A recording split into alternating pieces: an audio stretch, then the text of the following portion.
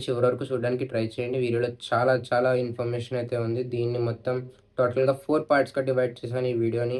అసలు మన Indian currency రిస్క్‌లో ఉందా?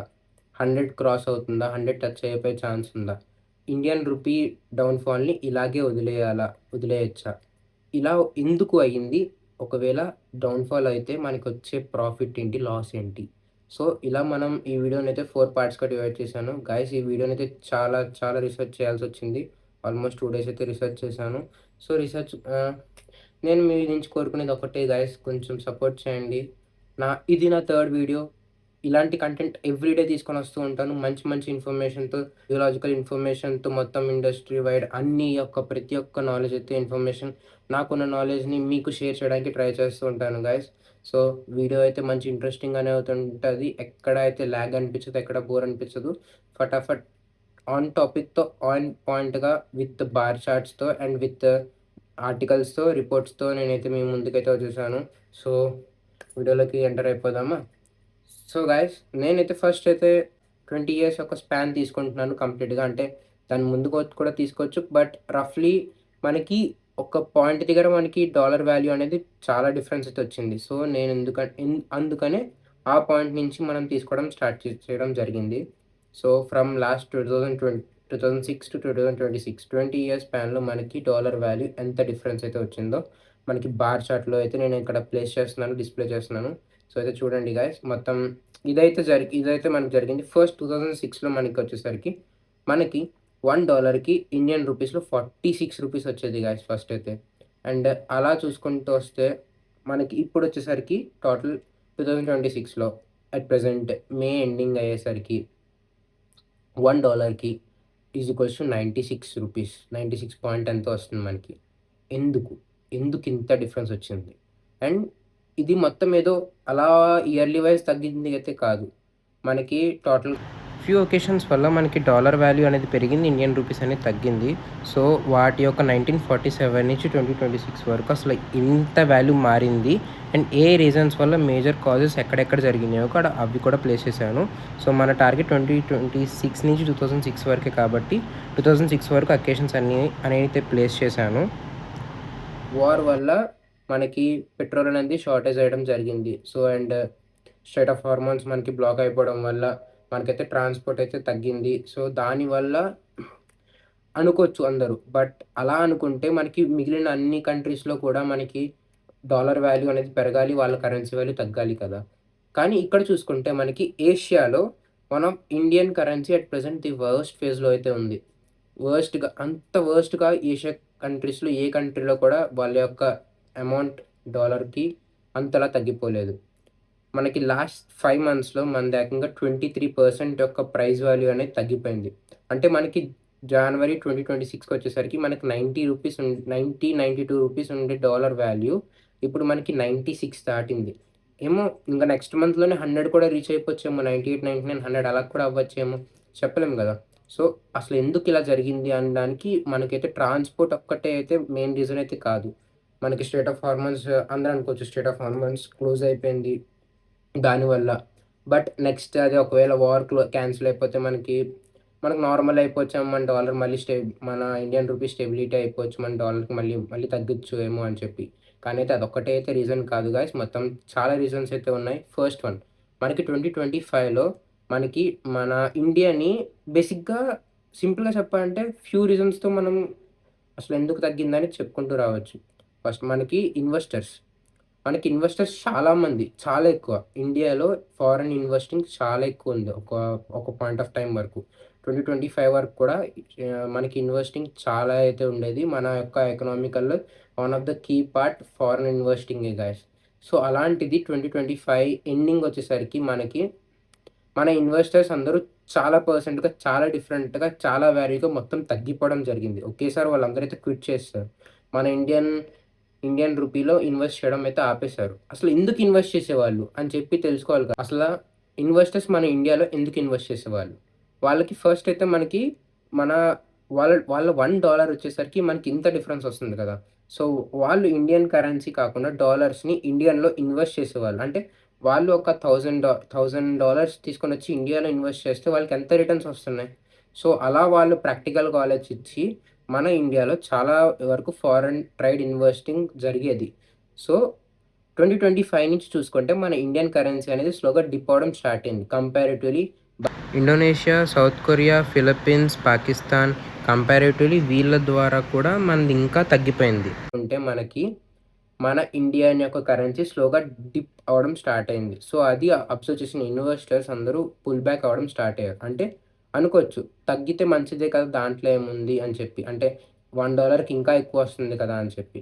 కానీ వాళ్ళకి క్లోజింగ్ తగ్గిపోతుంది కదా! సో, అంటే ఫస్ట్ మనకి ఇప్పుడు ఇన్వెస్ట్ చేసేవాళ్ళు ఒకప్పుడు అనుకుందాం ఫర్ ఎగ్జాంపుల్ $1 ఇన్వెస్ట్ చేసేవాళ్ళు వాళ్ళకి రూ. 90 ఇండియన్‌లో కరెన్సీలో వచ్చేవి.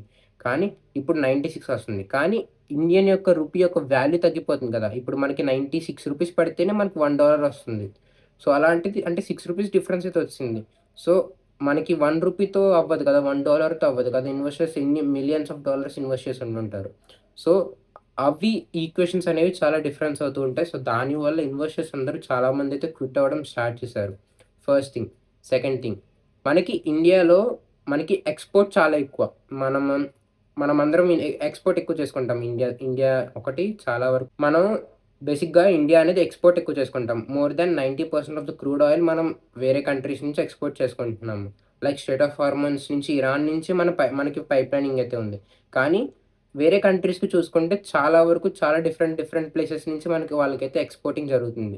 సో, మనకి ఈ వార్ వల్ల మనకు ఆ స్ట్రెయిట్ ఆఫ్ హార్మోన్స్ క్లోజ్ అవ్వడం వల్ల మనకైతే చాలా వరకు డ్యామేజ్ అయింది. కానీ వేరే కంట్రీస్‌కి అలా కాదు. వేరే కంట్రీస్‌కి వేరే ఆల్టర్‌నేటివ్ రూట్స్ కూడా ఉన్నాయి. సో, ఇంకొకటేంటంటే మనం ఇన్వెస్ట్ చేస్తున్నాం కానీ మనకి రిటర్న్ వస్తున్నాయా? అంటే సింపుల్‌గా చెప్పాలంటే ఇండియా అనేది కంప్లీట్‌గా మనం ఇంపోర్ట్ చేసుకుంటున్నాం మాక్సిమం చాలా వరకు. 90% ఆఫ్ ద పెట్రోల్ మనం ఇంపోర్ట్ చేసుకుంటున్నాము. అండ్ మనం గోల్డ్ చాలా వరకు ఎక్కువ ఇన్వెస్ట్ చేస్తూ ఉంటాం దానిపైన. మనం ఇంపోర్ట్స్ చాలా ఎక్కువ చేసుకుంటాం gold. And electronics and mobile manufacturing units కానీ ఇవన్నీ మనము చాలా వరకు ఇన్వెస్ట్ చేసుకుంటున్నాం. దాని మీద ఎక్కువ ఇన్వెస్ట్ చేస్తున్నాం ఇండియా అనేది. సో, ఇంపోర్ట్ మనం ఇంత ఎక్కువ తెచ్చుకుంటున్నప్పుడు మనం ఒకవేళ ఎక్స్‌పోర్ట్స్ కూడా మనకి ఈక్వల్‌గా ఉంటే అప్పుడు మనకి 50, 50 అయ్యేది. అప్పుడు మన ఇండియన్ కరెన్సీ అనేది మనకి క్రాష్ అవ్వేది కాదు. అంటే ఇప్పుడు మనం పెట్రోల్ తెచ్చుకుంటున్నాం, గోల్డ్ తెచ్చుకుంటున్నాం అండ్ ఎలక్ట్రానిక్స్ తెచ్చుకుంటున్నాం.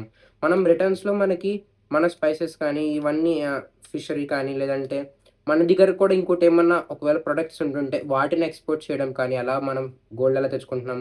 అలా ఇండియా నుంచి కూడా ఏమన్నా ఎక్స్‌పోర్ట్ అవుతూ ఉంటే మన యొక్క ప్రైస్ వాల్యూ అనేది ఈక్వల్‌గా ఉండేది ఒకవేళ ఇండియా అండ్ డాలర్ వాల్యూ.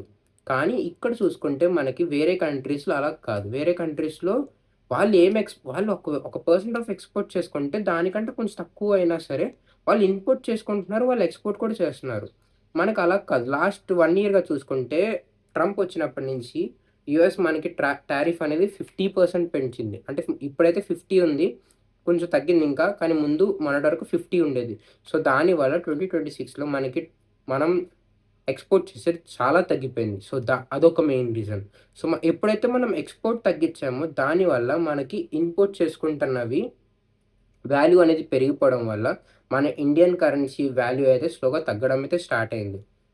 అలా ఎప్పుడు జరిగిందో సో, అదొక మెయిన్ రీజన్ మన వాల్యూ అనేది క్రాష్ అవుతూ వస్తుంది. సో, ఇది second topic. Third one and చాలామంది రిసర్చర్స్ అంటున్నారు. చాలామంది ప్రొఫెసర్స్ అంటున్నారు. ఇప్పుడు మనం థర్డ్ టాపిక్‌కొద్దాం. సో, థర్డ్ టాపిక్ ఏంటంటే చాలామంది రిసర్చర్స్ కానీ, ప్రొఫెసర్స్ కానీ, ఐఐటీ ప్రొఫెసర్స్ కానీ వీళ్ళందరూ ఒక మాట అంటున్నారు. ఇండియన్ రూపీని తగ్గిపోనివ్వండి. నేచురల్ మార్కెట్ వాల్యూకి రానివ్వండి. అప్పుడు మనకి ఇంపోర్ట్ డ్యూటీస్ కానీ, ఎక్స్‌పోర్ట్ డ్యూటీస్ కానీ మనకి తగ్గుతాయి. మనకి ప్రాఫిట్ అవుద్ది. అది మన రూపీని నేచురల్‌గా దాని యొక్క ఈ నేచురల్ పాయింట్‌కి తీసుకొని రానివ్వండి. అంటే అది ఎక్కడి వరకు తగ్గిపోద్దో అక్కడి వరకు తగ్గిపోనివ్వండి అంటున్నారు. అంటే ఇంతో కంపేర్ చేసి ఒక స్టేజ్‌లో యంగ్ కూడా మనకి అలాగే తగ్గిపోతూ వచ్చింది. కానీ అది డిప్లేషన్ అవ్వలేదు. అది తగ్గడం కాదది. దాని యొక్క వాల్యూ స్టేబుల్‌గానే ఉండి, దాని యొక్క ప్రైస్ వాల్యూ తగ్గుతూ వచ్చింది. కానీ మనది అలా కాదు. మనది క్రాష్ అవుతుంది. ఎప్పుడైతే క్రాష్ అవుతుందో మనం మళ్ళీ దాన్ని కోలుకోలేం. సో, ఇలా జరిగితే మనకి మంచిదవుతుందా అంటే అబ్సల్యూట్‌లీ రాంగ్ గైస్. అలా అయితే అవ్వకూడదు. ఎందుకంటే అయితే మిస్ మ్యాచ్ అవుతుందో మనం క్రాష్ అయిపోతాము. సో, ఇలా మనం ఇండియన్ యొక్క కరెన్సీని మనం అలా మొత్తం క్రాష్ అయిపోనివ్వడం అనేది రాంగ్ అలా అవ్వకూడదు. అండ్ ఇంకొకటి అట్ ప్రెజెంట్ ఏం చేస్తుందంటే ఆర్‌బీఐ మనకి మన యొక్క వాల్యూ అనేది ఇలా తగ్గిపోకూడదు అని చెప్పి ఏం చేస్తున్నారంటే, వాళ్ళ దగ్గర ఉన్న డాలర్స్‌ని వాళ్ళైతే రేజ్ చేసి, సోల్ ఔట్ చేసి దాని ద్వారా మనమైతే ఇండియన్ రూపీని క్రాష్ అవ్వకుండా చూసుకుంటున్నారు. 97కి ఎళ్ళకుండా దాన్ని 96 వరకు హోల్డ్ చేయడానికి ట్రై చేస్తున్నారు. సో, ఇలా మనకి ఆర్‌బీఐ అనేది చేస్తుంది. సో, అలా మనకి ఎన్ని సంవత్సరాలు అవుద్దా అని చెప్పి మనం చెప్పలేం గదా! సో, ఇక్కడితో థర్డ్ టాపిక్ అయితే ఎండ్ అయింది. ఫోర్త్ టాపిక్ అసలు ఎందుకు? ఎందుకిలా జరిగింది? కంపారిటివ్‌లీ అన్ని కంట్రీస్‌తో పోల్చుకుంటే అన్ని కంట్రీస్ వార్ డిక్లరేషన్ జరిగినప్పుడు జపాన్ కానివ్వండి, చైనా కానివ్వండి అండ్ వియత్నాం కానీ, హాంకాంగ్ కానీ ఇవన్నీ కంట్రీస్ అనేవి వాళ్ళు ముందే డిక్లేర్ చేశారు. మనకి షార్టేజ్ రావచ్చు. సో, ఫ్యూయల్ ప్రైసెస్ పెంచుతున్నాము. సో, మీరు ఫ్యూయల్ ఎక్కువ వాడొద్దు, కన్జంప్షన్ చేయొద్దు అని చెప్పి. కానీ మన ఇండియాలో వచ్చేసరికి కంప్లీట్ డిఫరెంట్ అయింది. ఎందుకు? Main topic elections. ఎలక్షన్స్ రావడం వల్ల మనమైతే ఆ యొక్క అనౌన్స్‌మెంట్ అనేది మనకి చాలా లేట్ అయిపోయింది. ఆ లేట్ అనేది మనకి లేట్ అవ్వినా మన ఇండియన్ సైకాలజీ ఏంటంటే, మనకి ఒక షార్టేజ్ వస్తుంది అనుకుంటే, ఆ షార్టేజ్ రాకముందే మనం ఇంట్లో రీఫిల్ చేసుకునేవాళ్ళం. ఇండస్ట్రీస్‌లో రీఫిల్ చేసుకునేవాళ్ళు. ఎలాగా? టన్స్ ఆఫ్ ఎక్కువ ఇన్వెస్ట్‌మెంట్ అయితే దాని మీద ఇప్పుడు పెట్టేసి, మనం రీఫిల్ చేసుకునేవాళ్ళం. సో, ఈ లాస్ట్ స్పాన్ ఆఫ్ 2 మంత్స్‌లో మనమైతే షార్టేజ్ వస్తుందని గెస్ చేసి, మన ఇండియన్స్ అందరం ఏం చేసాము, ఆహ్, ఇప్పుడు బేసిక్‌గా మా ఊర్లో కూడా అంతే. షార్టేజ్ వస్తుందని తెలిసిన వెంటనే ప్రతి ఒక్కరు పెట్రోల్ బంక్‌కి వెళ్ళిపోయాము. ఒక బ్యారల్స్ పట్టుకొని, లేదంటే టిన్స్ పట్టుకొని, దాంట్లో ఫిల్ చేసుకునేవాళ్ళు చాలామంది. మేము చాలామందిని చూసాం గూడా. సో, అలా చేయడం వల్ల మనం పెట్రోల్‌ని ఇంకా ఎక్కువ ఇన్వెస్ట్ చేయాల్సొచ్చింది. ఇంకా ఎక్కువ ఇన్వెస్ట్ చేసుకొని, ఇంకా ఎక్కువ ట్రేడ్ చేసుకోవాల్సొచ్చింది. ఎప్పుడైతే అంత ట్రేడ్ జరుగుతుందో అండ్ మన ట్రేడ్ వాల్యూ కూడా ఇంత తగ్గిపోయేది కాదు. సో, ఇన్ని ప్రాబ్లమ్స్ జరిగినప్పుడు మనము ముందే ఇంటిమేషన్ ఇచ్చుకొనుండుంటే మనకి ఇంత ప్రాబ్లమ్ అయితే వచ్చేది కాదు. And last topic. ఇప్పుడు మనం ఏం చేయాలి? అంటే ఫస్ట్ థింగ్ మనం ఎప్పుడైతే మనము ఎక్స్‌పోర్ట్ ఇంత చేసుకుంటున్నప్పుడు ఇన్‌పుట్స్ కూడా అంతే ఉండుంటే, మన యొక్క ఇండియన్ కరెన్సీ వాల్యూ అనేది స్టేబుల్‌గా ఉండేది. సో, దీనికోసం జస్ట్ ఏం లేదు. మన గవర్నమెంట్ నుంచి కొంచెం సపోర్ట్ ఒస్తే అండ్ మనం కూడా ఎక్స్‌పోర్ట్స్‌ని అంతే పెంచుకుంటే అండ్ మనం అట్ ప్రెజెంట్ అయితే ఐటీలో మనమైతే అందరం ఫేమస్. సో, ఐటీని ఇన్వెస్ట్‌మెంట్ బాగా చేసి దాని నుంచి ఎక్స్‌పోర్ట్స్ మనం తెచ్చుకుంటే అండ్ వేరే యొక్క డొమెస్టిక్ గూడ్స్ కానీ వీటిల నుంచి కూడా మన ఎక్స్‌పోర్ట్ వాల్యూ పెంచుకుంటే సో, దానివల్ల మన ఇండియన్ కరెన్సీ అనేది ఫాలో అవ్వకుండా ఉంటది. అండ్ ఇవన్నీ జరగాలి అంటే మనకు కావాల్సిందేంటంటే వేరే మన గవర్నమెంట్ అనేది వేరే కంట్రీస్‌కి కూడా వెళ్ళి టారిఫ్ వాల్యూ అనేది తగ్గించుకోవాలి. అండ్ ట్రేడ్ వాల్యూస్ పెంచుకొని, ఇన్వెస్ట్‌మెంట్స్ తెచ్చుకొని వాళ్ళకి గూడ్స్ అనేది సప్లై అయ్యేలా చూసుకునే రెస్పాన్సిబిలిటీ గవర్నమెంట్ కూడా ఇన్ హ్యాండ్ తీసుకుంటే, సో, మన ఇండియన్ వాల్యూ అనేది తగ్గకుండా బ్యాలెన్స్‌గా ఉంటది. So, conclusion. సో, ఇవన్నీ జరగాలి అంటే మనకి ఒకే ఒక్క సపోర్ట్ గవర్నమెంట్ అయితే హెల్ప్ కావాలి. గవర్నమెంట్ హెల్ప్ దొరికిందా మనకి, మనం మళ్ళీ ఇండియన్ రూపీనైతే మళ్ళీ నార్మల్‌గా చూడొచ్చు. అండ్ ఇంకొక పాయింట్ ఆఫ్ వ్యూ కూడా జరుగుతుంది ఇప్పుడు అట్ ప్రెజెంట్ అయితే. అంటే ఫారెన్‌లో ఉన్న ఇండియన్స్ అందరూ చాలామంది కొంత మాట అంటున్నారు. ఏమని? ప్రాబ్లమ్ ఏం లేదు కదా! అంటే మేమిక్కడ $1000 మనకి సాలరీ వస్తుంది. ఫర్ ఎగ్జాంపుల్ తీసుకుందాం. $1000 సాలరీ వస్తుంది. ఇండియన్ రూపీస్‌కి మేము అక్కడికి షేర్ చేస్తున్నప్పుడు మనకి వాల్యూ అయితే ఎక్కువొస్తుంది గదా!